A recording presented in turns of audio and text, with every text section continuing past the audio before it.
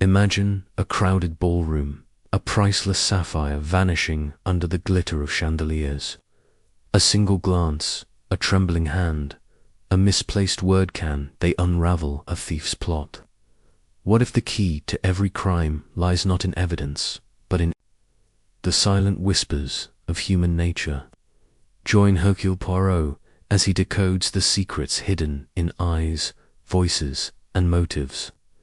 Will you see what he sees, or will the truth slip through your fingers? Chapter 1: The Art of Observation. The chandeliers of the Grosvenor house. Ballroom glittered like a constellation trapped in crystal, casting a warm glow over London's elite. The air buzzed with the clink of champagne flutes, the rustle of silk gowns, and the low hum of polite conversation. Hercule Poirot, immaculate in his tailored tuxedo, stood near a marble pillar, his sharp eyes scanning the crowd. To the untrained observer, he might have appeared as just another guest, a diminutive man with a fastidious moustache, sipping a glass of sparkling water. But to those who knew him, Poirot was a maestro of human nature, conducting an invisible symphony of deduction tonight. The gala was hosted by Lady Beatrice Ashford, a philanthropist known for her extravagant soirees and her priceless collection of jewelry. The event was a fundraiser for a children's hospital, but whispers of a more thrilling purpose circulated among the guests. Lady Ashford was to unveil her latest acquisition, a sapphire brooch once owned by a Russian Serena, valued at a small fortune. Security was tight, with guards stationed discreetly at every entrance, yet Poirot's instincts tingled.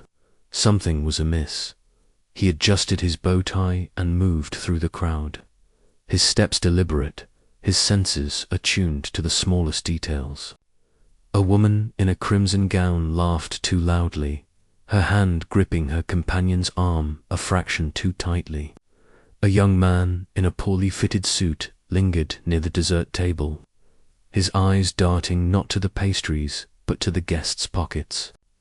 Poirot's gaze settled on a distinguished gentleman in his 50s, Sir Reginald Harrow, a financier with a reputation for ruthless ambition. Sir Reginald stood by the grand staircase, his posture rigid, his smile a touch too polished. But it was not his demeanour that caught Poirot's attention. It was the cufflink on his left sleeve. A single emerald, winking in the light, was slightly askew, its clasp not fully secured. To anyone else, it was a trivial detail. To Poirot, it was a discordant note in an otherwise perfect composition. Mon ami Poirot murmured to himself, why does a man of such wealth and precision wear a cufflink so carelessly? He filed the observation away, his mind already weaving a tapestry of possibilities. As the evening progressed, Lady Ashford took the stage, her silver hair gleaming under the spotlight. The crowd hushed as she unveiled the sapphire brooch, pinned to a velvet cushion. Gasps rippled through the room. The gem was a deep, mesmerizing blue, like the heart of an ocean storm. She spoke briefly of its history, her voice tinged with pride, then invited the guests to view it up close under the watchful eyes of her security team. Poirot remained at the edge of the crowd, observing not the brooch but the people drawn to it. Sir Reginald was among the first to approach, his movements smooth but purposeful. He leaned in, ostensibly to admire the gem, but Poirot noted the way his fingers twitched, as if resisting an urge to reach out. Beside him, a young woman in a jade-green dress, Miss Clara Wentworth, an aspiring actress and Sir Reginald's companion for the evening, clapped her hands in exaggerated delight. Her enthusiasm seemed genuine, but Poirot's eyes narrowed at the way her gaze flickered to Sir Reginald, seeking his approval. The night wore on, and the brooch remained the centre of attention until just past 10 o'clock, A piercing scream shattered the festive mood. Lady Ashford clutched her chest, her face pale as she pointed to the empty velvet cushion. "The brooch," she cried. "It's gone." Panic erupted. Guests murmured, guards rushed forward, and the room's elegance dissolved into chaos. Poirot, however, remained calm, his mind a still pond reflecting every detail. He approached Lady Ashford, who was being comforted by her nephew, a lanky young man named Oliver. "Monsieur Poirot," she gasped, recognizing him from a previous encounter. "You must help me. That brooch is irreplaceable." "Calm yourself, madame," Poirot said, his voice soothing yet firm. "Hercule Poirot will restore order. But first, I must ask, did you last see the brooch?" "Just minutes ago," she replied, wringing her hands. "It was there, I swear it." Poirot nodded, his eyes sweeping the room. The guards had sealed the exits, and no one was permitted to leave. He requested a private room to begin his inquiries, and Lady Ashford led him to a small study adjacent to the ballroom. There he summoned the key players: Sir Reginald, Miss Wentworth, Oliver, and the head of security. A gruff man named Mr. Baxter. "Messieurs, et Mademoiselle Poirot," began, his moustache twitching as he paced the room. "A theft of this nature requires boldness and precision. The thief is among us, and they have made a mistake. Hercule Poirot will find it." He started with Baxter, who insisted his team had been vigilant. "No one could have gotten past us," he said, his jaw tight. "We checked every guest's invitation, and the brooch was never out of sight." Poirot's eyes gleamed. "Never. Out of sight, you say? Yet it is gone. Tell me, monsieur, did you observe anything unusual?" Baxter hesitated, then admitted there was a moment of brief distraction. A guest spilled champagne near the display, and we moved to assist. But it was only seconds. "Seconds are enough," Poirot said softly. He turned to Oliver, whose nervous fidgeting was evident. "And you, monsieur, where were you when the brooch vanished?" Oliver blushed, his hands stuffed in his pockets. "I was talking to a friend, near the balcony. I didn't see anything, I swear." Poirot's gaze lingered on him, noting the sweat beading on his forehead, but he moved on to Miss Wentworth. "Mademoiselle, you were quite taken with the brooch, Nan. Did you perhaps linger near it?" Clara's eyes widened, her voice rising. "Are you accusing me? I only admired it, like everyone else. I was with Sir Reginald the whole time." "Sir?" Reginald nodded, his expression composed. "Indeed, Monsieur Poirot, Clara and I were together, discussing the brooch's history. I'm as shocked as anyone by this theft." Poirot's smile was enigmatic. "Of course, monsieur, but permit me a small observation. Your cufflink, the emerald bonnet, is not properly fastened. A curious oversight for a man of your meticulous nature." Sir Reginald's hand flew to his cuff, his smile faltering for a split second. "A minor lapse," he said, adjusting. "It's surely irrelevant." "Perhaps," Poirot said, his tone light but his eyes sharp. He excused the group, asking them to remain in the ballroom while he examined the scene of the crime. Back in the ballroom, Poirot studied the display area. The velvet cushion lay untouched, but he noticed a faint smudge on the glass caser, smudge that matched the texture of a glove. He crouched low, inspecting the floor, and found a single thread of green silk caught in a crack. His mind raced, connecting the thread to Miss Wentworth's gown, but he withheld judgment. The cufflink, the smudge, the thread each was a piece of the puzzle. But the picture remained incomplete. He approached the champagne table, where the distraction had occurred. A waiter, A young man with a nervous demeanor was cleaning up. Monsieur Poirot said, "You were here when the champagne was spilled." "Who caused it?" the waiter stammered. "I didn't see clearly. It was crowded. Someone bumped into me, and the tray tipped." Poirot's eyes narrowed. "Bumped, you say?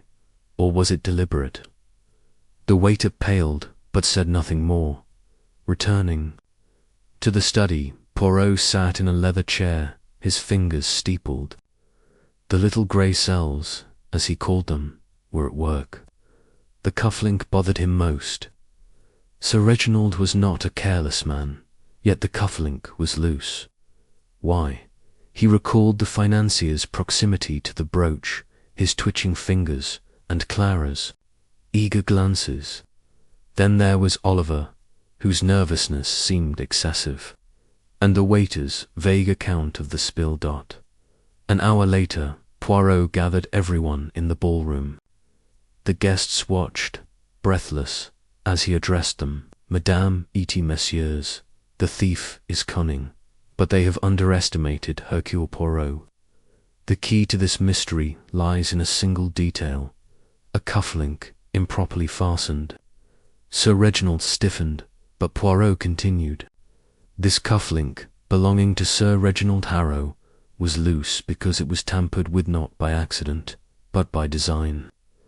The emerald concealed a tiny compartment, perfect for hiding a gem the size of the sapphire brooch. Sir Reginald, in his boldness, used the distraction of the champagne spill to slip the brooch into his cufflink, believing no one would notice." The crowd gasped. Sir Reginald laughed, a hollow sound. "Preposterous. You have no proof." Poirot held up a hand. "The proof, monsieur, is in your sleeve. The cufflink's clasp was not fully closed because you needed to access it quickly, and the green silk thread torn from Miss Wentworth's gown as she brushed against the case in her role as your accomplice confirms your proximity to the crime." Clara gasped, her face crumpling. "I didn't, Reginald. Tell them." But Sir Reginald's composure cracked. "Enough," he snapped. He reached for his cufflink, but Poirot was faster, signalling the guards.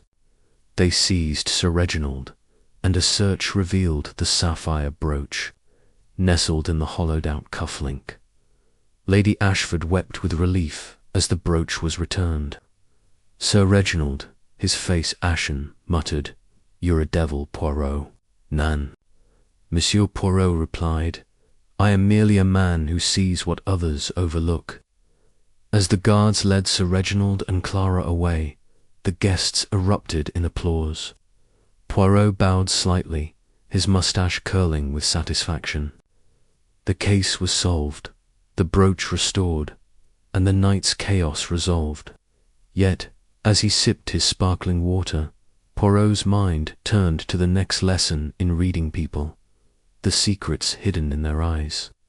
For now, though, he allowed himself a moment of triumph, knowing the art of observation had once again prevailed. Chapter 2. The language of the eyes. The mist hung low over the rolling hills of Devon, shrouding the village of Ashmore in a veil of silver. Hercule Poirot, wrapped in a woolen overcoat, stepped off the train onto the platform, his polished shoes clicking against the damp stone. He had been summoned by Inspector Japp, an old friend from Scotland Yard, to assist in a perplexing case, the murder of Lord Edmund Fairchild, a reclusive landowner found dead in his manor 2 nights prior. The local police were baffled, and Japp, knowing Poirot's knack for unraveling the human psyche, had insisted on his presence. "It's the eyes, Poirot," Japp had said over the telephone. "Something about the way these people look at each other. It's off." Poirot adjusted his hat, his moustache quivering as he inhaled the crisp air. "The eyes, mon ami," he murmured, "they are the mirrors of truth, even when the lips lie." He made his way to Fairchild Manor, a looming edifice of grey stone. Perched on a hill, its windows glinting like wary sentinels. Inside, the air was heavy with grief, the pretense of it. The household gathered in the drawing-room. Lady Margaret Fairchild, the widow, elegant in black crape. Her stepson, Henry, a brooding man in his 30s. Miss Evelyn Drake, the family's governess, with a sharp gaze and tightly pinned hair. And Mr. Thomas Reed, the estate's steward, whose calloused hands betrayed his working-class roots. Inspector Japp, his face lined with fatigue, greeted Poirot with a nod. No weapon, no clear motive, and too many alibis, Japp muttered. Lord Fairchild was stabbed in his study, but everyone claims they were elsewhere. Poirot's eyes swept the room, lingering on each face. Lady Margaret's were red-rimmed, but her pupils were steady, almost too steady. Henry's gaze darted to the floor, avoiding contact. Miss Drake's eyes were piercing, as if daring scrutiny, while Reed's were hooded, shadowed by something unspoken. "Tell me," Inspector Poirot said, "what do the eyes of these suspects reveal to you?" Japp shrugged. "They're all hiding something, but who isn't? We need evidence, not hunches." "Evidence? But the eyes, they speak first," Poirot replied. He requested to see the study where Lord Fairchild had met his end. The study was a cavern of oak and leather, bookshelves towering to the ceiling. A bloodstain marred the Persian rug where Lord Fairchild had fallen, a single stab wound to his chest. The window was latched, the door showed no signs of forced entry, and the only clue was a broken pocket watch on the desk, its hands frozen. At 11:47 p.m., Poirot knelt, examining the watch, his fingers tracing its cracked glass. "Curio," he said, "this was not broken by accident. It is a message." Back in the drawing-room, Poirot began his interrogations, his attention fixed on the eyes of each suspect. He started with Lady Margaret, whose composure was impeccable. "Madame, you were in your chambers when your husband was killed." "Yes," she said, her voice soft but firm. "I retired early." Edmund often worked late in his study. Her eyes met Poirot's, unblinking, but he noticed a slight dilation of her pupils, a flicker of unease. "And you heard nothing? No cry, no struggle?" Poirot pressed. "Nothing," she replied, her gaze steady again, but her fingers tightened. Around her handkerchief, Poirot turned to Henry, whose eyes flicked nervously to his stepmother. "Monsieur Henry, you were in the billiard-room, you say?" "Alone." "Yes," Henry said, his voice gruff. "I was practicing." "I didn't hear anything either." His eyes dropped to his shoes, and Poirot noted the rapid blink, a sign of discomfort. Miss Drake was next, her posture rigid. "I was in the nursery with the children," she said, her eyes locking onto Poirot's with a challenge. "They were asleep, and I stayed until morning." Her gaze was intense, but Poirot caught a fleeting glance toward Reed, so brief it might have gone unnoticed. Finally, Red, the steward, spoke in a low, measured tone. "I was checking the stables, sir. The horses were restless that night." His eyes were guarded, but when Poirot mentioned the broken watch, they widened for a fraction of a second before narrowing again. Poirot excused the group, asking Japp to keep them under watch. He returned to the study, his mind churning. The broken watch was key, but it was the eyes that told the story. Lady Margaret's controlled gaze suggested she was hiding more than grief. Henry's avoidance hinted at guilt or fear. Miss Drake's defiance masked a secret, and Reed's reaction to the watch betrayed knowledge he hadn't admitted. That evening, Poirot joined the household for dinner, observing their interactions. The dining room was lit by a candelabra, casting shadows that danced across their faces. Lady Margaret spoke little, her eyes fixed on her plate, but she glanced at Henry when he mentioned the estate's finances. Henry, in turn, avoided her gaze, his eyes darting to Miss Drake, who responded with a subtle shake of her head. Reed ate in silence, his eyes lowered, but Poirot noticed him watching Lady Margaret when she wasn't looking.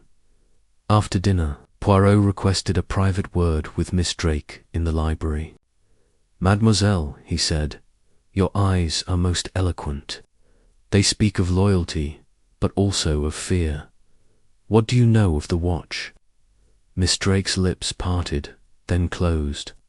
Her eyes flickered to the door, then back to Poirot. "I don't know what you mean," she said, but her pupils contracted, a telltale sign of deception. Poirot smiled gently. "You glanced at Monsieur Reed earlier. Your eyes betrayed a connection. Tell me, what binds you to him?" Her composure cracked, her eyes glistening. "He's a friend," she whispered. "But I swear I was with the children." Poirot nodded, dismissing her. He then sought out Red, finding him in the garden, smoking a cigarette. "Monsieur Reed," Poirot said, "the watch on the desket meant something to you. Your eyes widened when I spoke of it." "Why?" Red exhaled. A plume of smoke, his eyes narrowing. "It was Lord Fairchild's. He always carried it. I don't know how it got broken." "But you do know," Poirot said softly. "Your eyes, they cannot lie. They told me of your surprise, your recognition. You were in the study, were you?" "Not." Reed's cigarette fell to the ground, his eyes wide with panic. "I didn't kill him," he blurted. "I found him already dead, the watch in his hand. I panicked and left it there." Poirot's moustache twitched. "And why did you not speak of this?" "I was afraid," Reed admitted, his eyes downcast. "I'm just the steward who'd believe me." Poirot returned to the manor, his little grey cells alight. Reed's confession was a breakthrough, but it was the eyes of another that sealed the truth. He gathered everyone in the drawing-room, Jap at his side. "Madame, et messieurs," Poirot began, "the murder of Lord Fairchild was a crime of passion, revealed by the language of the eyes. Monsieur Reed found the body, but he is not the killer. The true culprit is one whose eyes could not hide their guilt." He turned to Henry. "Monsieur Henry, your eyes betrayed you from the start. They avoided your stepmother's gaze, flickered with fear when I mentioned the study. You argued with your father that night, did you not? Over money, perhaps."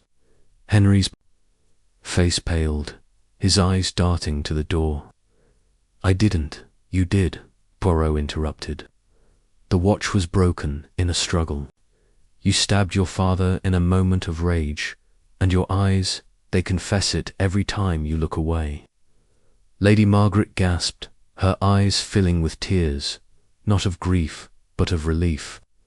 Miss Drake clutched Reed's hand, their eyes meeting in shared understanding. Henry tried to protest, but his eyes, wide and frantic, told the truth. Jap stepped forward, handcuffs ready, as Henry's shoulders slumped in defeat. As the police led Henry away, Lady Margaret approached Poirot. "How did you know?" she asked, her eyes now soft with gratitude. "Madame," Poirot said, "the eyes, they speak when words fail. They told me of Henry's guilt, just as they told me of your innocence." The manor settled into a sombre quiet, the mystery resolved. Poirot, standing by the window, gazed out at the mist, his mind already turning to the next secret of human nature, the unspoken truths hidden in speech. For now, though he savoured the clarity of the eyes silent, confession, a case closed by the art of seeing what others could not. Chapter 3. the unspoken truths of speech. The Parisian sun dipped below the horizon, painting the Seine with streaks of amber and violet. Hercule Poirot sat at a corner table in Café de la Paix, his favorite haunt in the city, where the clatter of porcelain and the murmur of voices created a symphony of human interaction. His mission tonight was not one of leisure but of investigation, prompted by a cryptic letter from an old acquaintance, Madame Giselle Dubois, a retired opera singer turned art collector. She suspected a blackmailer was targeting her circle of friends, and she trusted Poirot's unparalleled insight to unmask the culprit before scandal erupted. As he sipped his tisane, Poirot's ears tuned not to the café's ambience, but to the cadence and timbre of its patrons' voices, for he knew that speech, like a fingerprint, revealed the soul's secrets.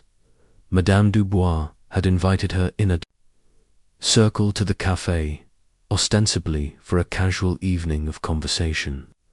But Poirot sensed the undercurrent of tension as they arrived. There was Monsieur Laurent Vin, a flamboyant gallery owner with a booming laugh, Mademoiselle Sophie Leroux, a young novelist whose soft voice barely rose above a whisper, and Monsieur Philippe Moreau, a reserved banker whose clipped tones suggested precision.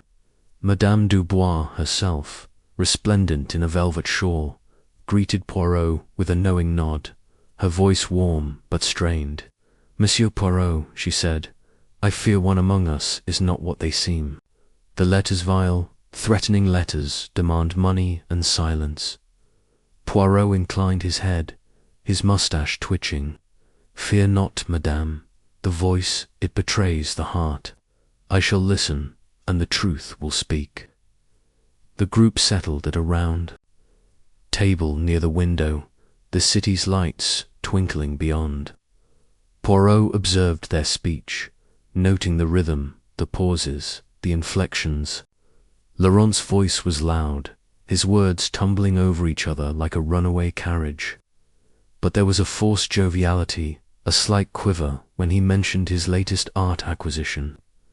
Sophie's whispers were hesitant, her sentences trailing off as if she feared saying too much, yet her tone carried a quiet defiance.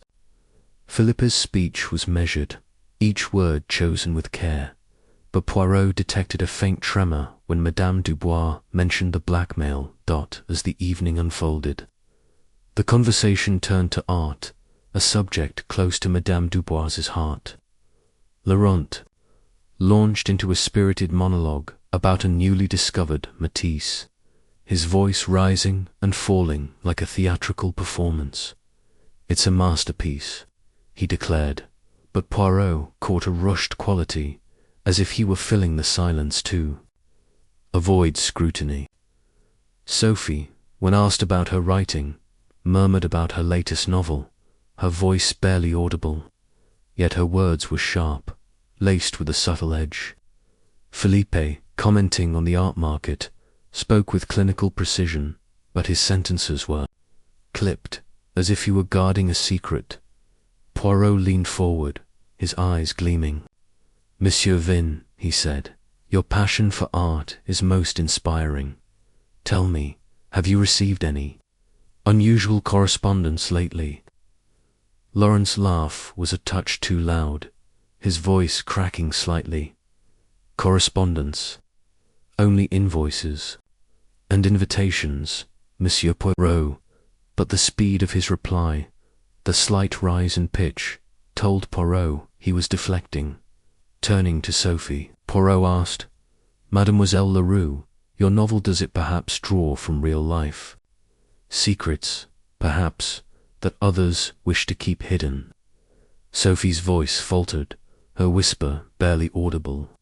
"I write fiction," she said, but the pause before fiction was a heartbeat too long. Philippe, when questioned about his financial dealings, responded with icy calm. "My affairs are in order, Monsieur Poirot. I have no secrets." Yet his voice, though steady, lacked warmth. as if he were reciting a rehearsed line.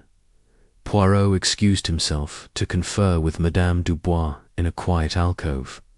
"Madame," he said, "the blackmailer is here, and their voice betrays them. But I must confirm my suspicions. Have you the letters?" She produced a small bundle of envelopes, each containing a typed note demanding payment to keep certain indiscretions private.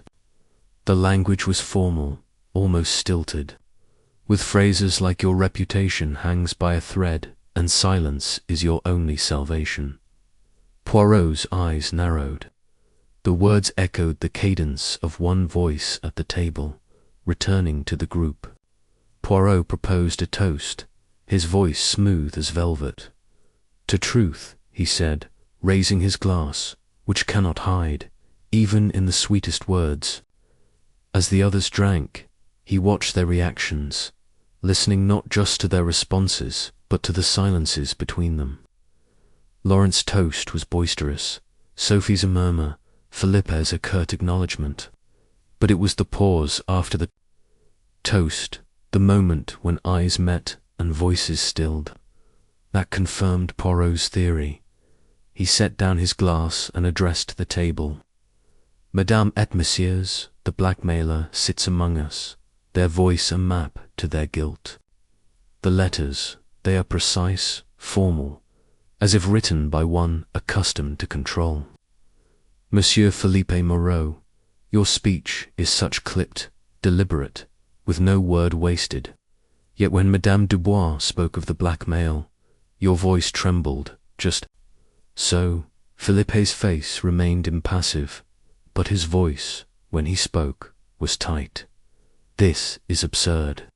I am a banker, not a criminal," Poirot continued, undeterred.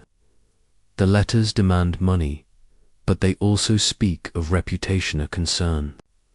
For one whose career depends on trust. You, monsieur, have been discreet, but your voice betrays a fear of exposure, and there is more. The typewriter used for the letters, I observed one in your office when I passed by earlier, a rare model, Nan." Philippe's composure cracked, his voice rising. "You have no proof. This is speculation." Poirot held up a hand. "The proof, monsieur, is in your speech. When I mentioned the letters, your tone shifted, a note of panic beneath your calm.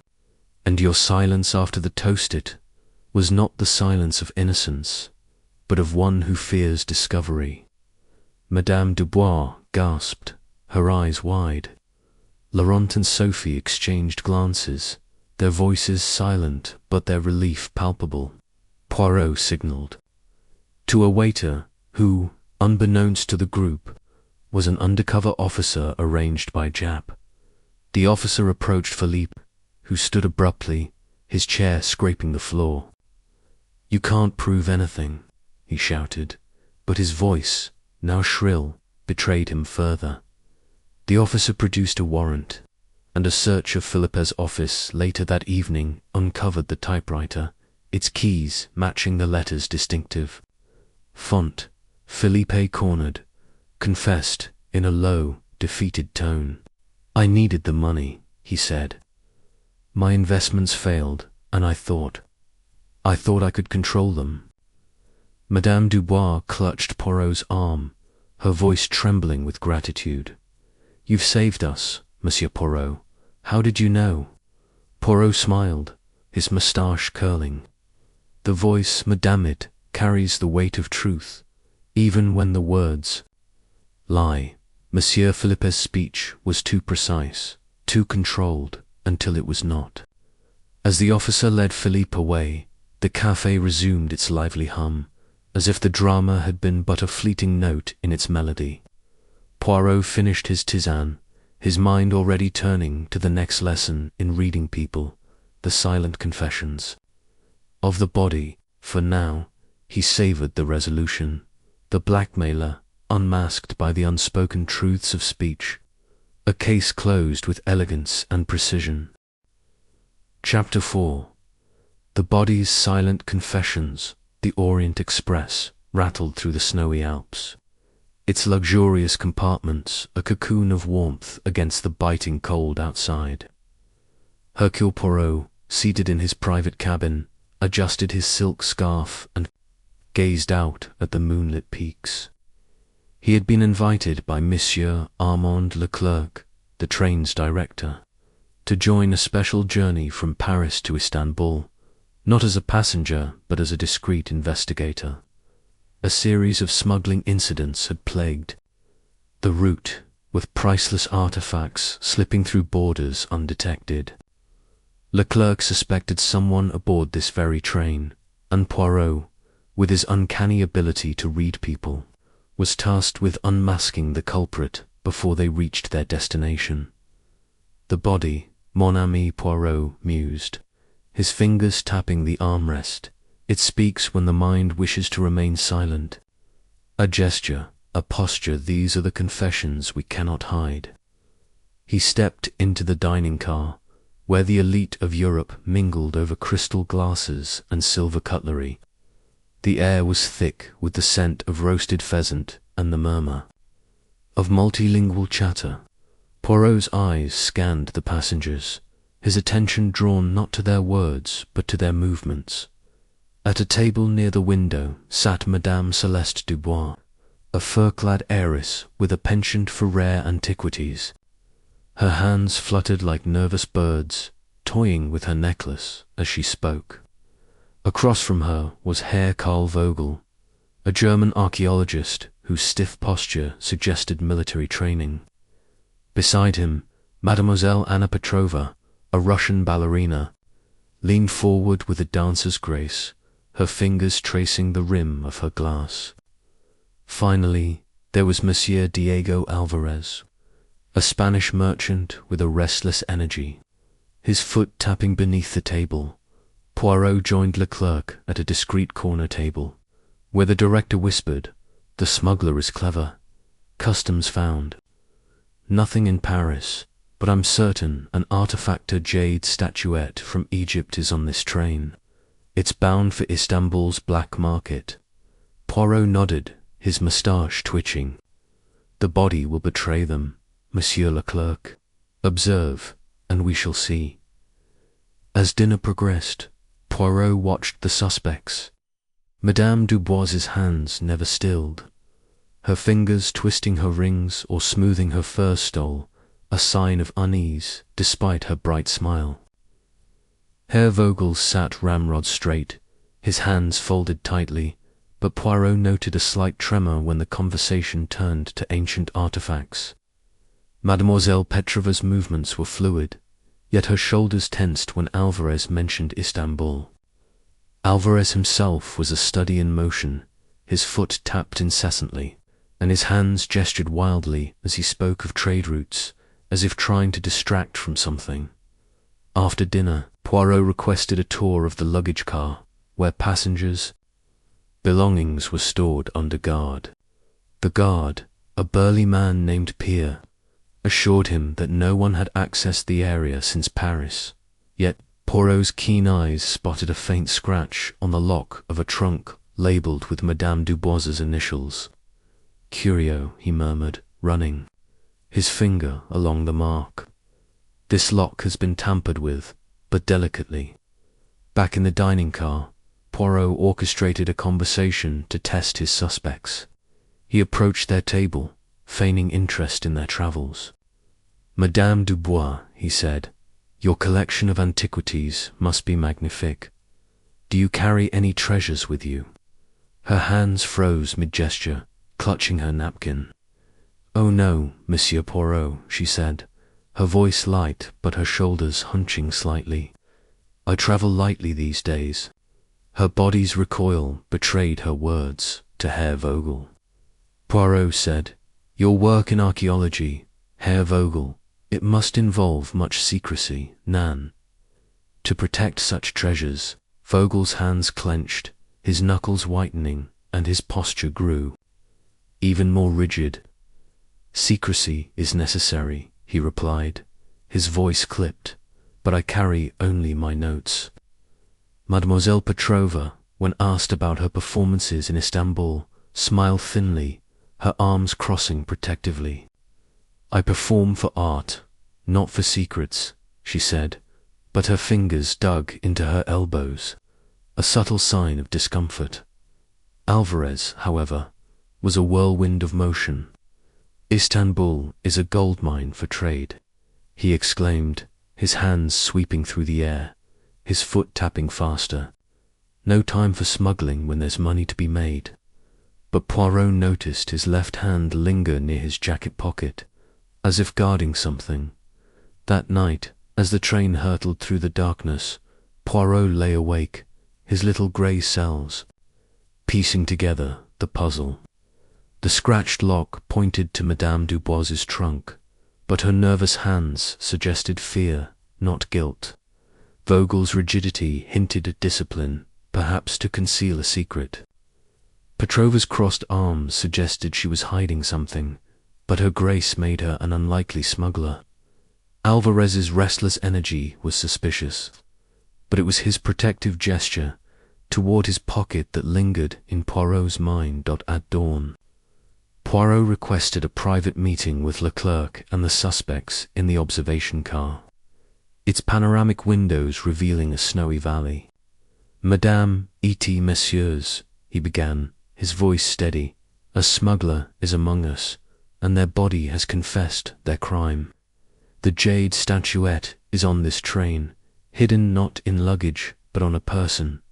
The suspects shifted uncomfortably. "Madame." Dubois's hands twisted her scarf. Vogel's jaw tightened. Petrova's arms crossed again, and Alvarez's foot tapped furiously. Poirot continued. "The luggage car showed a tampered lock on Madame Dubois's trunk, but her movements, not cunning, suggest she is a victim, not a culprit. Someone planted suspicion on her." Madame Dubois gasped, her hands flying to her chest. Poirot turned to Alvarez. "Monsieur Alvarez, your body speaks loudest. Your foot taps, your hands gesture, but it is the way you guard your jacket pocket that betrays you. The statuette is there, Nan." Alvarez laughed, a nervous edge to his voice, his hand instinctively covering his pocket. "Ridiculous. I carry only my wallet." But his shoulders slumped, and his foot stilled a confession in stillness. Poirot signaled Pierre, who approached Alvarez. "If you please, monsieur," Poirot said. Alvarez's bravado crumbled as Pierre searched his jacket, producing a small, intricately carved jade statuette. The passengers gasped, and Leclerc's face darkened with fury. "How did you know?" Alvarez muttered, his hands now limp at his sides.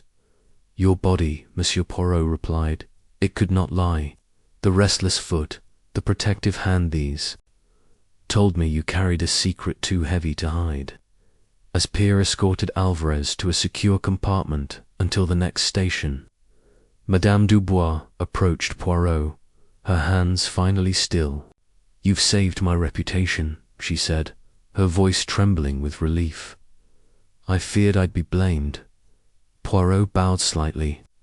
"The body, madame, it speaks when the mind tries to deceive. I merely listened." The train continued its journey, the Alps giving way to rolling plains. Poirot returned to his cabin, his mind turning to the next lesson in reading people, the mask of emotions, where feelings, even when concealed, reveal the truth. For now, he savored the triumph of deciphering the body's silent confessions, another mystery resolved with his unmatched precision. Chapter 5. The Mask of Emotions. The sea breeze swept across the cliffs of Brighton, carrying the tang of salt and the distant cry of gulls. Hercule Poirot stood on the terrace of the Grand Seaview Hotel, his gloved hands resting on the railing, as he gazed at the churning waves below. He had been summoned by a desperate letter from Miss Clara Hawthorne, a close friend of the hotel's owner, who suspected foul play in the recent death of her brother, Mr. Edward Hawthorne. Officially, Edward had drowned while swimming.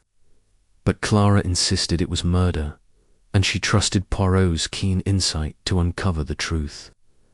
As he adjusted his hat against the wind, Poirot mused, "The emotions, they are like the tide powerful, yet they betray their secrets in the ripples." The hotel's dining room was a picture of elegance, with chandeliers casting a soft glow over linen tablecloths. Clara had gathered the key figures in Edward's life: his widow, Mrs. Lillian Hawthorne, a statuesque woman with a mournful air; Dr. Simon Caldwell, the family physician who had pronounced Edward's death accidental; Miss Beatrice Lyle, Edward's business partner in a shipping venture, whose sharp features matched her brisk demeanor; and Mr. James Turner, the hotel's manager and a longtime friend of Edward's. Poirot joined them for tea, his eyes attuned not to their words but to the emotions flickering across their faces. Lillian's grief was palpable, her eyes brimming with tears as she spoke of Edward's love for the sea. Yet Poirot noticed a subtle quirk of her lips, a fleeting smirk that vanished as quickly as it appeared. Dr. Caldwell's expression was one of professional sympathy, but his brow furrowed slightly when Lillian mentioned Edward's will. Beatrice's face was a mask of stoic resolve, yet her eyes flashed with anger when Turner recounted Edward's final days. Turner himself wore a look of sorrow, but his hands trembled as he poured tea, a sign of unease beneath his calm facade. "Madame et messieurs," Poirot began, his voice smooth as the polished silver teapot, "I am here to uncover the truth of Monsieur Hawthorne's death. Emotions, they are the key. They hide, but they also reveal." Clara, her face pale, explained the circumstances. Edward had gone for a late-night swim, a habit he indulged despite warnings about the treacherous currents.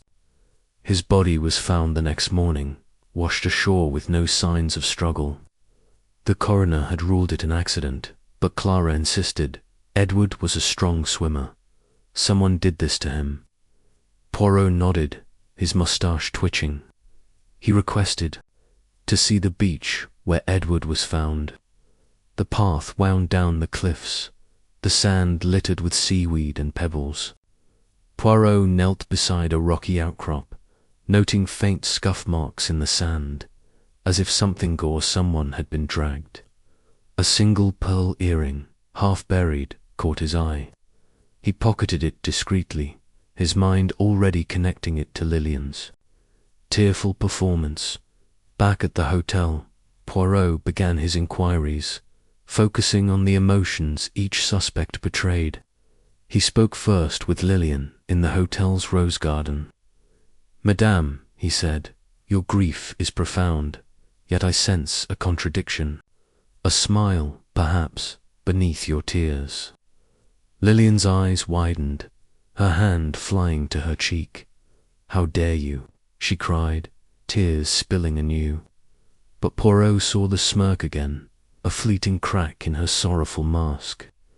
"I loved Edward," she insisted, but her voice wavered, and her shoulders hunched as if shielding herself. Dr. Caldwell, interviewed in the hotel's library, maintained a calm demeanor. Edward's death was tragic but not suspicious, he said, his face composed. Yet when Poirot mentioned the possibility of foul play, Caldwell's jaw tightened, and a flicker of fear crossed his eyes. "I examined the body myself," he said firmly, but his hands clasped together, knuckles white. Beatrice, questioned in the hotel's lounge, was defiant. "Edward was reckless," she said, her eyes blazing. "He ignored my advice about the business and the sea." But when Poirot asked about their partnership, her lips pressed into a thin line, and her anger seemed to mask a deeper hurt. Turner, encountered in the hotel's office, was visibly shaken. "Edward was like a brother," he said, his eyes glistening. But Poirot noticed his hands fidgeting with a pen, And when asked about the night of Edward's death, Turner's face flushed, his grief tinged with guilt. That evening, Poirot orchestrated a gathering in the dining room, ensuring the suspects sat together. He watched their interactions, noting how Lillian's tears dried when she thought no one was looking, how Caldwell avoided her gaze, how Beatrice's hands clenched when Turner spoke of Edward's generosity, and how Turner's eyes darted nervously to the others. The pearl earring weighed heavily in Poirot's pocket, a clue to the truth hidden in their emotions. After dinner, Poirot requested a private word with Clara. "Mademoiselle," he said, producing the earring, "this was found on the beach. Does it belong to Madame Hawthorne?" Clara's eyes widened. "Yes, it's hers. She wore them the night Edward died. She said she lost one during a walk." Poirot's eyes gleamed. A walk, or something more. Her emotions, they betray her. The next morning, Poirot gathered everyone on the terrace, the sea roaring below. "Madame et messieurs," he declared, "Edward Hawthorne's death was no accident. It was murder, and the killer's emotions have confessed their crime." Lillian gasped, her hand to her mouth, but Poirot saw the smirk flicker again. He held up the pearl earring. "This, found where Edward's body was discovered, belongs to Madame Hawthorne. Her tears, they are a performance, for her smile betrays her. You were on the beach that night, Madame, were you not?" Lillian's face crumpled, her voice shrill. "I was looking for him. I lost my earring, that's all." Poirot shook his head. "Non, Madame, your emotions reveal more. You resented Edward's control over the estate, his refusal to share his wealth. Your smirk, it speaks of satisfaction, not grief. You followed him to the beach, and in a moment of rage, you pushed him into the current, knowing he could not survive." Dr. Caldwell stepped forward, his face pale. "This is outrageous," but his eyes betrayed fear, and Poirot turned to him. "And you, Doctor, you suspected." Your furrowed brow, your clenched hands, they show you knew the truth, but chose silence, perhaps for your own gain. Beatrice and Turner remained silent, their emotions confirming their innocence, anger, and guilt, but not guilt of murder. Lillian, cornered, broke down, her tears now genuine. "He was going to leave me nothing," she sobbed.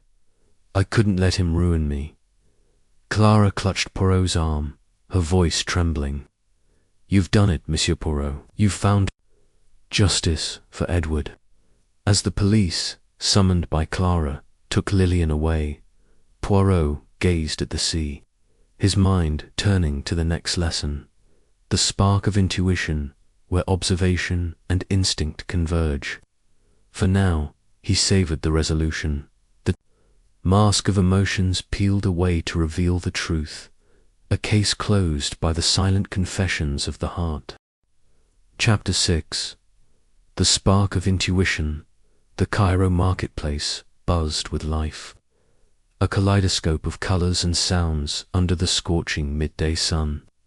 Vendors hawked spices, silks, and brass trinkets, their voices rising above the chatter of bartering locals and curious tourists. Hercule Poirot, dressed in a pristine linen suit, navigated the crowded alleys with deliberate steps, his polished cane tapping the cobblestones. He had been summoned by Madame Aisha Halil, a renowned Egyptologist, to investigate a fraud ring. Plaguing her latest excavation, artifacts from a newly discovered tomb were vanishing, replaced with cunning forgeries, and Madame Khalil suspected someone in her inner circle. As Poirot dodged a cart laden with pomegranates, he murmured, "The intuition, it is the spark that ignites the truth, guided by the light of observation." Madame Halil's makeshift office, a canvas tent at the edge of the market, was a hub of activity, Scholars and workers bustled about, cataloguing pottery shards and stone carvings. She introduced Poirot to her team, Dr. Romanessa, a meticulous historian with a nervous habit of adjusting his glasses. Miss Layla Farouk, a young archaeologist with an eager smile, and Mr. Karim Hassan, a local merchant who supplied the logistics, his charisma as polished as his gold rings. Each greeted Poirot with varying degrees of warmth, but his intuition, a honed instinct born of countless cases, tingled with suspicion. Madame Helene, Poirot said, his moustache twitching, the fraudster is close, and their actions will betray them. But it is the spark of intuition that will guide us to their heart. The team gathered around a table strewn with artifacts, including a small alabaster scarab that Madame Khalil identified as a forgery. It's flawless to the untrained eye, she said, her voice tight with frustration. But the hieroglyphs are slightly off. Someone swapped it for the real one, and I need to know who. Poirot's eyes scanned the group, his intuition alert to their subtle cues. Dr. Nasser's fingers fidgeted with his glasses, his gaze darting to the scarab as if it accused him. Layla's enthusiasm seemed genuine, but her hands lingered near the artifacts, as if drawn to them. Karim's broad smile never wavered, yet his eyes flicked to the tense entrance, as if expecting an escape. Poirot began his investigation by joining the team at the excavation site, a labyrinth of trenches beyond the market. The air was thick with dust, and workers sifted through sand under the watchful eyes of the trio. Poirot observed their interactions, letting his intuition guide him. Dr. Nasser was methodical, issuing orders with precision, but his voice trembled when he mentioned the missing artifacts. Layla moved with energy, cataloguing finds with zeal, yet her glances at Karim were frequent, almost conspiratorial. Karim, overseeing supply deliveries, was overly jovial, his gestures expansive but his posture tense when Poirot approached. At the tent, Poirot examined the forged scarab, noting a faint smudge of red clay on its base clay, not found at the excavation site, but common in the market's pottery stalls. His intuition flared. The fraudster had access to the market, and the clay was a clue to their movements. He requested a private tour of the market with each suspect, claiming it was to understand their routines. First, he accompanied Dr. Nasser, who navigated the stalls with unease, his glasses slipping as he avoided eye contact with vendors. "I rarely come here," Nasser said, his voice strained. "My work is at the site."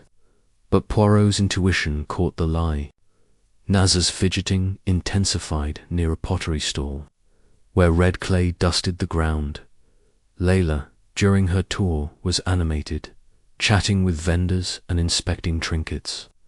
"The market inspires me," she said, her smile bright. Yet Poirot noticed her pause at the same pottery stall, her fingers brushing a clay pot as if familiar with it. His intuition whispered of a connection, but her openness puzzled him.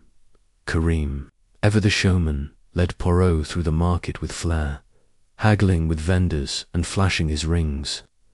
"This is my domain," he boasted, but his steps slowed near the pottery stall, and his smile tightened. Poirot's intuition sparked this man knew more than he let on. That evening, Poirot dined with the team at a market cafe, the air heavy with the scent of grilled lamb and mint tea. He steered the conversation to the forgeries, watching their reactions.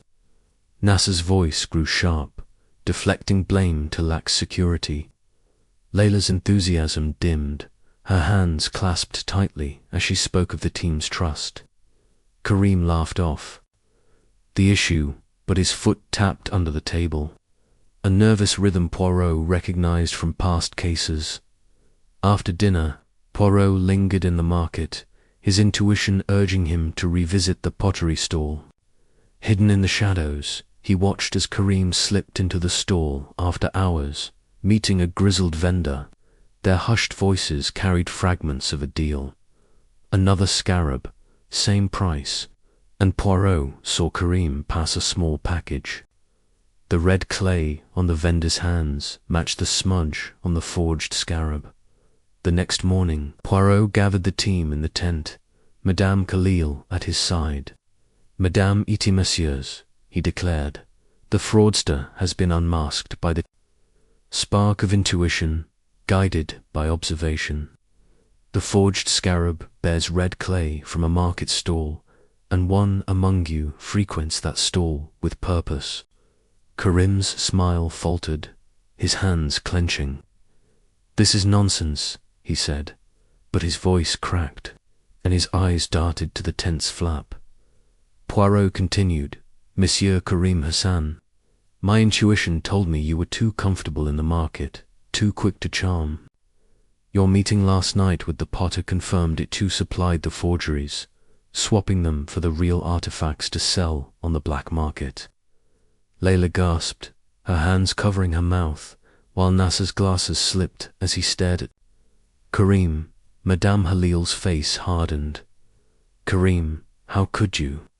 Karim tried to bolt, but workers blocked the tent's entrance, alerted by Poirot's earlier instructions. "You have no proof," he shouted, but his trembling hands betrayed him. Poirot produced the forged scarab, pointing to the clay smudge. "This, monsieur, links you to the potter's stall.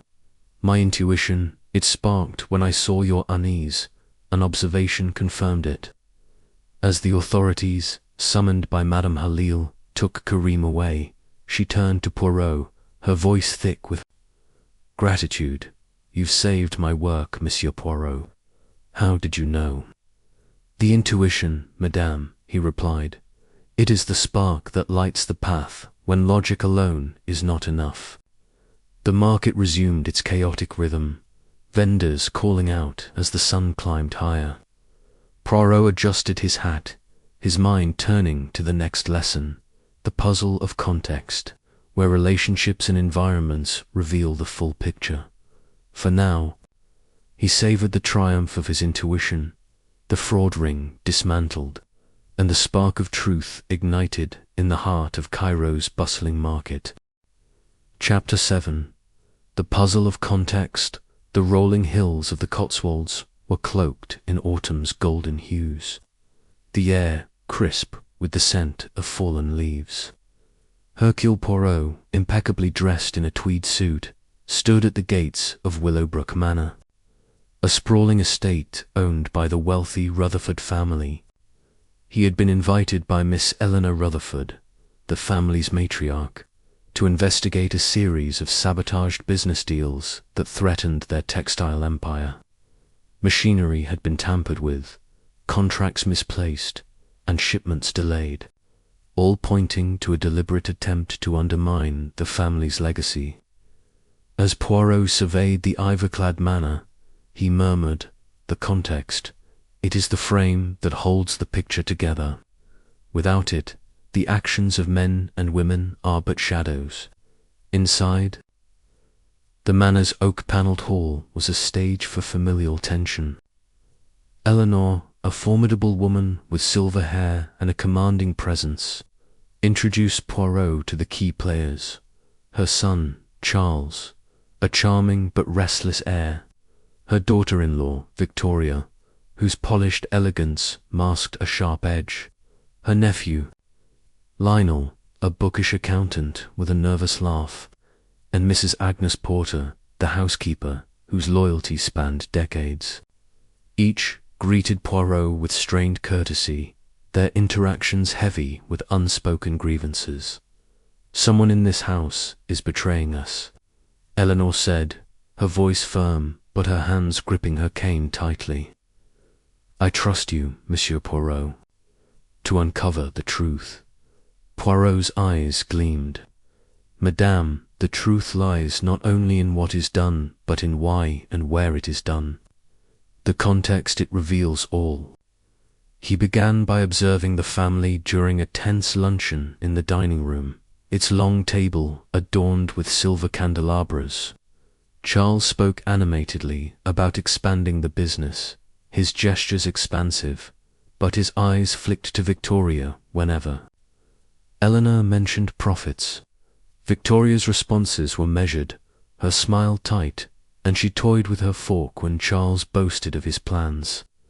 Lionel, quiet and hunched, avoided eye contact, his fingers tracing the rim of his glass as if seeking comfort.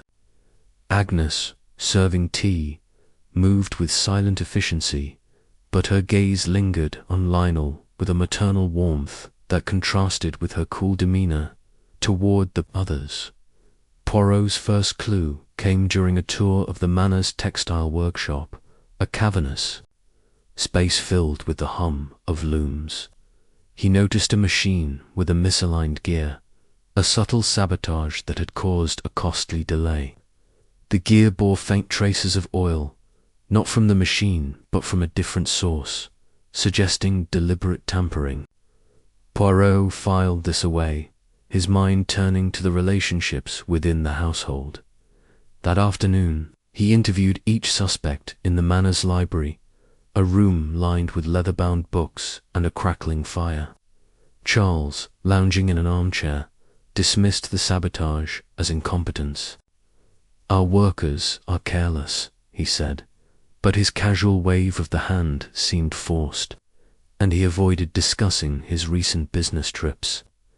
Victoria, seated primly, spoke of the family's legacy with reverence, but her fingers twisted her pearl bracelet when Poirot asked about her role in the company. "I advise Charles," she said, her tone cool, "but he makes the decisions." Lionel, fidgeting with his tie, admitted to overseeing the accounts but stammered when asked about recent discrepancies. "I am still investigating," he said, his eyes darting to the door. Agnes, questioned last, was composed but guarded.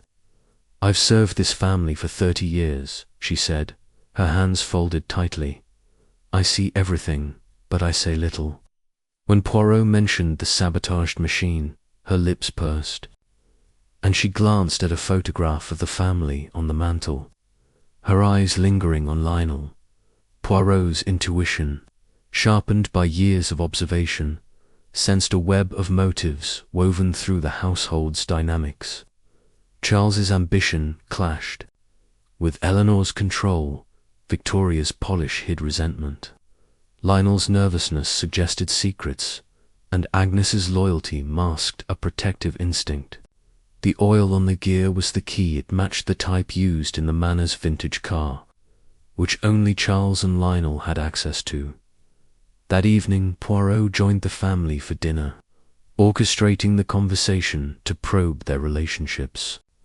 He mentioned a lucrative contract that had been misplaced, watching their reactions. Charles laughed it off, but his hand gripped his wineglass tightly. Victoria's smile faltered, her eyes narrowing at Charles. Lionel spilled his soup, his face flushing, while Agnes cleared the table with a stiffness that betrayed her unease. The context of their interactions, rivalries, loyalties, and hidden agendas was coming into focus. After dinner, Poirot slipped into the garage, where the vintage car sat. A rag stained with the same oil as the sabotaged gear lay on a workbench, and nearby was a ledger, half hidden under a toolbox. It contained notes in Lionel's handwriting, detailing payments to an unknown supplier. Poirot's little grey cells hummed. The ledger was a clue, but the context of Lionel's role in the family was the true revelation. The next morning, Poirot gathered the family in the drawing room, its windows framing the golden hills. "Madame et messieurs," he declared, "the saboteur is among you, and the context of your lives has unmasked them. The oil on the sabotaged gear matches that of the Manor's car, accessible only to Monsieur Charles and Monsieur Lionel. But it is the ledger, found in the garage, that tells the story. Lionel's face paled, his hands trembling. "I don't know what you mean," he stammered, but his eyes darted to Eleanor, pleading.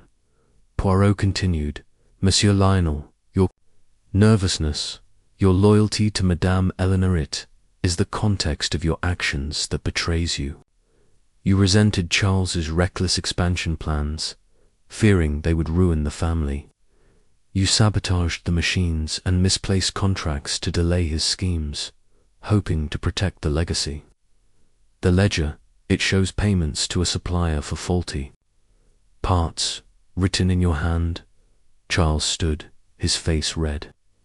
"Lionel, you fool." Victoria's hand flew to her mouth, while Agnes's eyes filled with tears. Her loyalty to Lionel confirmed. Lionel slumped, his voice breaking. "I only wanted to save the business. Charles was driving us to ruin." Eleanor's cane tapped the floor sharply. "You should have come to me, Lionel," she said, her voice heavy with disappointment. She turned to Poirot, her eyes grateful. "You've saved us from further damage, Monsieur Poirot." As the authorities, summoned by Eleanor, took Lionel away, Poirot stood by the window, the autumn light casting long shadows. His mind turned to the final lesson, the mastery of motive, where the heart's deepest desires reveal the truth. For now he savoured the resolution, the puzzle of context solved, and the saboteur unmasked in the intricate tapestry of Willowbrook Manor. Chapter 8. The Mastery of Motive. The British Museum's grand halls echoed with the hushed reverence of history, its marble floors gleaming under the soft glow of lamps. Hercule Poirot, his patent leather shoes silent on the stone, stood before a display of ancient Greek artifacts, his eyes tracing the delicate curves of a newly acquired amphora. He had been summoned by Dr. Evelyn Marsh, the museum's curator, to solve a perplexing theft. A rare golden diadem, said to have adorned a Mycenaean queen, had vanished from a locked case during a private viewing. The police were baffled, but Dr. Marsh trusted Poirot's unparalleled ability to uncover the human motives behind such crimes. As he adjusted his tie, Poirot murmured, "The motive, it is the heart of the crime. Understand it, and the thief cannot hide." The viewing had been exclusive, attended by a select group: Lord Alistair Crane, a wealthy collector with a penchant for ancient treasures; Miss Daphne Wells, a journalist covering the exhibit; Mr. Julian Holt, a restorer who had worked on the diadem; and Mrs. Beatrice Lang, Dr. Marsh's assistant, known for her meticulous organization. Each had been vetted, yet the diadem had disappeared without a trace. Poirot met them in the curator's office, a cluttered room filled with books and artifacts, where Dr. Marsh's anxiety was palpable. "Monsieur Poirot," she said, her voice tight, "the diadem is priceless. Its loss is a blow to the museum and to history itself." Poirot's moustache twitched. "Fear not, madame. The motive will reveal the thief, as it always does. It is the why that unlocks the who." He began by observing the suspects during a tour of the exhibit hall. Lord Crane's enthusiasm for the artifacts was effusive, his hands gesturing grandly, but Poirot noted a hunger in his eyes when he spoke of owning history. Daphne's curiosity was relentless, her pen scribbling notes, yet her questions about security seemed overly probing. Julian, reserved and precise, touched the display case with a familiarity that suggested more than professional interest. Beatrice, organizing papers, moved with quiet efficiency, but her lips tightened when Lord Crane boasted of his collection. Poirot's first clue came from the crime scene itself. The display case showed no signs of forced entry, but a faint scratch On the lock suggested a skilled hand. Inside, a single thread of navy wool clung to the velvet lining, unremarkable, yet telling. Poirot's mind churned, connecting the thread to the navy coat Daphne had worn during the viewing.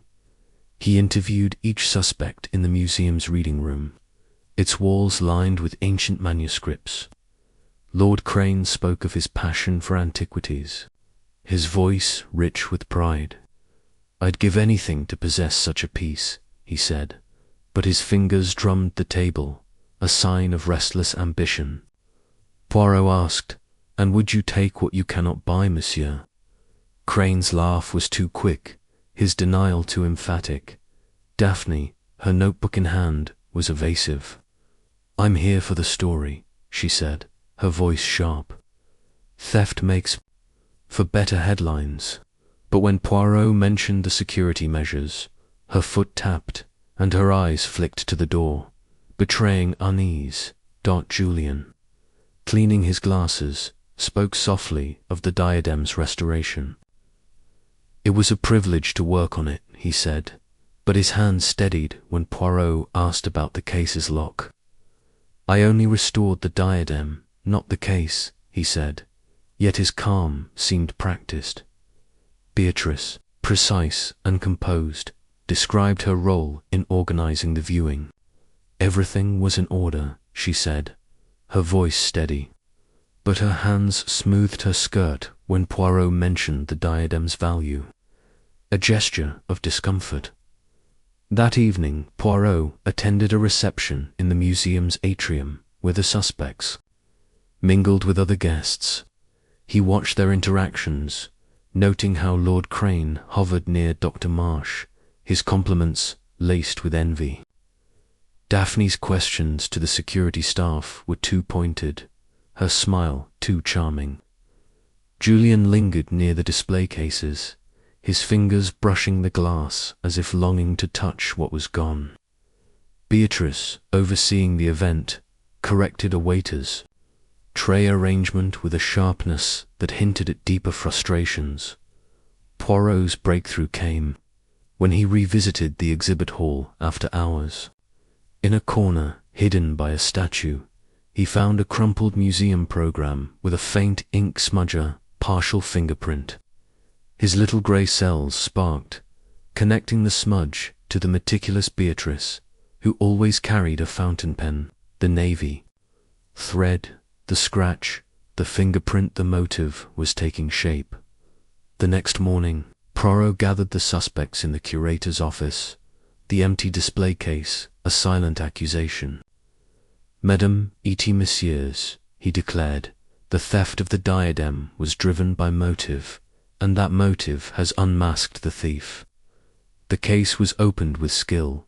The thread points to Mademoiselle Wells, but the fingerprint it belongs to Madame Lang." Beatrice's face paled, her hands clenching. "That's impossible," she gasped, but her voice trembled. Poirot continued, "Madame Lang, your efficiency hides a deeper desire. You resented Dr. Marsh's acclaim, did you not? The diadem's theft was your act of rebellion, a way to strike at her success. You used your access to the case, your knowledge of its lock, and planted the thread to implicate Mademoiselle Wells, whose questions threatened your plan." Lord Crane's jaw dropped, Daphne's pen stilled, and Julian's glasses slipped. Dr. Marsh stared at Beatrice, her voice breaking. "Beatrice, why?" Beatrice's composure shattered. "I've worked in your shadow for years," she cried. "You took the credit while I did the work." She confessed to hiding the diadem in her office, intending to sell it to fund a new life. Dr. Marsh retrieved the diadem, her hands shaking with relief. As the police, summoned by Poirot, took Beatrice away, she turned to him. "How did you see through her?" Poirot's eyes twinkled. "The motive, Madamita, is the key.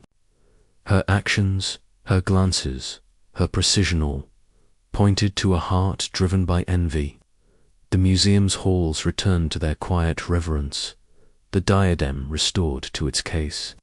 Poirot stood alone, his mind at peace, the final lesson complete.